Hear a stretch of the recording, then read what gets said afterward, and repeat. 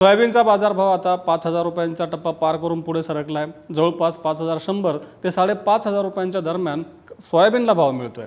म्हणजेच काय तर दोन्ही शेतीमालाचे बाजारभाव आता आपल्याला आपल्या हमीभावाच्या पुढे सरकताना दिसून येत आहेत। आता सुरू असलेल्या युद्धाचा जागतिक बाजारावर परिणाम दिसून येतोय।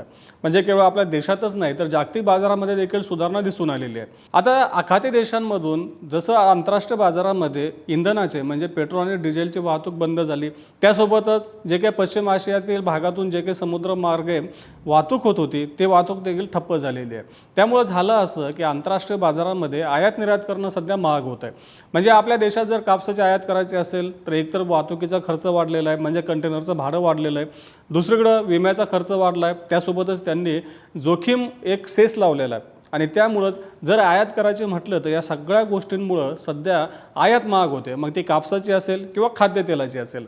आता झालं असं की आयात तर महाग होते, परंतु आपल्या शेजारच्या देशांना देखील याचा फटका बसतोय। आपल्या शेजारचा चीन, बांगलादेश आणि व्हिएतनाम या देशांमध्ये देखील कापडाचं उत्पादन चांगल्या प्रमाणात घेतलं जातं, परंतु ब्राझील, ऑस्ट्रेलिया आणि अमेरिका या देशांमधून कापसाची आयात या देशांमध्ये होत असते, ती आता त्यांना महाग पडते आणि वेळेवर डिलिव्हरी सुद्धा मिळत नाहीये। त्यामुळं एकतर दोन पर्याय अशा परिस्थितीमध्ये पुढे येतात, एक तर कापसापासून जे कापडाची निर्मिती होती त्याऐवजी मानवनिर्मित म्हणजे पॉलिस्टर आणि इतर सुतापासून कापडाची निर्मिती करणं। पण झालं असं की युद्धामुळे सध्या कच्च्या तेलाचे भाव देखील वाढलेले आहे।